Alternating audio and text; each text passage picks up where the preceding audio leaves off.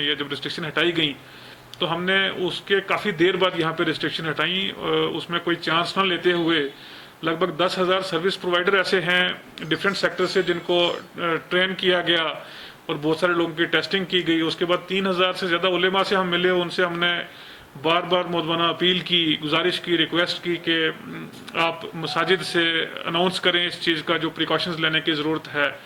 बार बार ये रिक्वेस्ट भी की गई कि आप लोगों से अपील करें अपने घरों में रहने के लिए, जब तक कि ज़रूरी ना हो बाहर निकलना, और जब बाहर निकलते हैं वो मास्क पहने, फिजिकल डिस्टेंस रखें, और एक बड़ी इंपॉर्टेंट चीज़ ये है कि पर्सनल हाइजीन मेंटेन रखें ताकि जो स्प्रेड के चांसेस हैं वो मिनिमाइज किए जा सकें।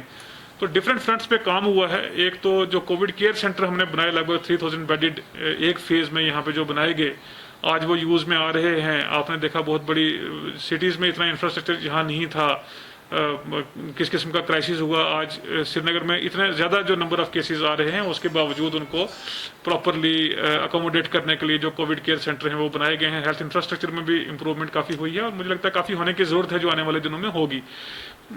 एक इम्पॉर्टेंट एस्पेक्ट टेस्टिंग का था, जैसे शुरू में फोकस टेस्टिंग पे बहुत ज़्यादा था, तो जो बाहर से हमारे ट्रैवलर श्रीनगर में आए हैं और जो लोकल टेस्टिंग हुई है, लगभग 53,000 लोगों को टेस्ट किया गया है श्रीनगर रेजिडेंट्स को। उसके अलावा जो लैब्स में या जो ऑन वे टेस्ट हुए हैं, अराउंड 60,000 टोटल टेस्ट हमारे बनते हैं जो यहाँ पे रेजिडेंट्स को टेस्ट किया गया, वो बड़ा हाई नंबर है। तो 60,000 टेस्ट में से लगभग 2,300 लोग जो हैं वो पॉजिटिव इसमें पाए गए हैं। उसमें भी क्योंकि एक डायनामिक सिनेरियो है, हम कई जगह देखते हैं कि नंबर्स कोविड के क्रिकेट की तरह चीयर अप किए जाते हैं, किसी का कम है तो उसको अच्छा कहा जाता है, किसी के ज़्यादा है तो वहाँ परेशानी। लेकिन ये डायनामिक सिचुएशन है कि जहाँ पॉजिटिव हो रहे हैं वहाँ पे लोग रिकवरी के बाद डिस्चार्ज भी हो रहे हैं, अपने घरों में जा रहे हैं। तो कल तक की सूरत हाल ये थी कि जब हमारे पास 1900 टोटल पॉजिटिव केसेस थे, उसमें से 1300 से ज़्यादा लोग डिस्चार्ज होने के बाद घर जा चुके थे और 600 एक्टिव पॉजिटिव केसेस हमारे पास श्रीनगर डिस्ट्रिक्ट में थे। ये फिगर जो है ये रहेगी, पॉजिटिव केसेस और भी आएंगे, बढ़ेंगे और लोग डिस्चार्ज होते रहेंगे। डायनामिक एक फ्लूइड सिचुएशन है, डायनामिक ये रहेगा।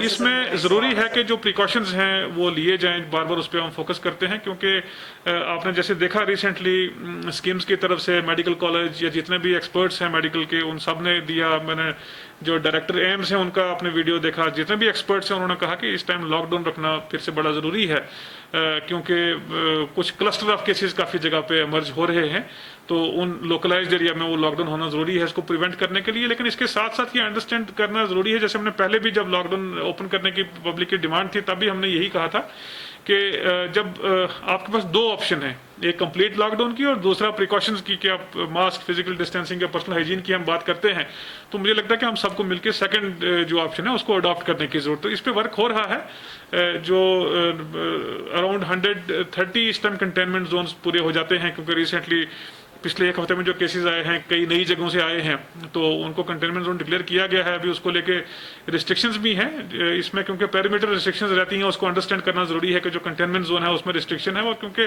शहर का मैक्सिमम एरिया कंटेनमेंट जोन में आता है तो इसलिए उसमें रिस्ट्रिक्शंस रखी गई है। मैं सिर्फ डिस्ट्रिक्ट पे ही कमेंट करूंगा कि जितना नंबर ऑफ सैंपल्स हमें परमिटेड है एक दिन में वो हम कर रहे हैं। और लैब्स की कैपेसिटी है कई बार उसमें सर ज्यादा हो जाती है, नंबर ऑफ केसेस उस पर, नंबर ऑफ जब सैंपल्स उनके पास ज्यादा है तो उसमें वो टाइम लग रहा है, तो वहां से भी वो क्लियरेंस की कोशिश करते हैं। क्योंकि अब ये जो टाइम लगता है सैंपल्स को आने में वो थोड़ा हमारा उसके बियॉन्ड आ जाता है, क्योंकि जो लेबोरेटरी में लोग हैं वो बहुत मेहनत कर रहे हैं, 24/7 वहाँ काम करते हैं।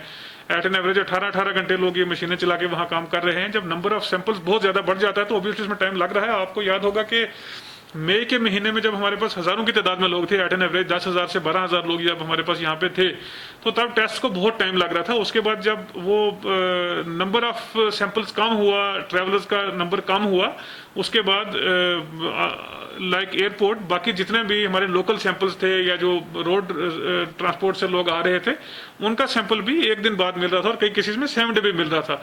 तो ये प्योरली डिपेंड करता है कि नंबर ऑफ सैंपल्स आप कितना भेज रहे हैं। लगभग 3500 की कैपेसिटी डिफरेंट लैब्स में है, वो पूल टेस्टिंग भी करते हैं, उसकी वजह से नंबर बढ़ता भी है। लेकिन अभी पिछले दिनों में काफ़ी जो नंबर है वो ज़्यादा रहा है। हम बहुत स्ट्रिक्ट इस चीज़ को लेके हैं, जो कंटेनमेंट जोन में पेरीमीटर रिस्ट्रिक्शन करनी है, इसको सिर्फ रिस्ट्रिक्शन के हवाले से ही स्टडी करना या डिस्कस करना मुझे लगता है ये ज्यादती होगी हेल्थ प्रोफेशनल्स के साथ, लोगों के साथ, और हम तमाम लोगों के साथ जो इसमें स्टेक होल्डर हैं। कि जब हम रिस्ट्रिक्शन की या लॉकडाउन की बात करते हैं तो उसका मतलब ये नहीं कि आपने सिर्फ सड़क बंद कर दी, रास्ता बंद कर दिया, लोगों में घरों में रोक दिया, नहीं।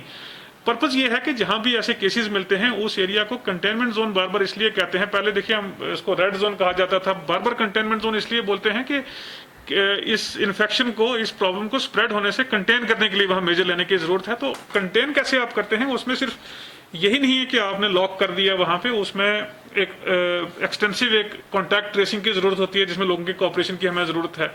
Door to door health survey maximum areas में श्रीनगर में हुआ, आप उसे बखूबी वाकिफ हैं, वो डेटा यूज किया जाता है।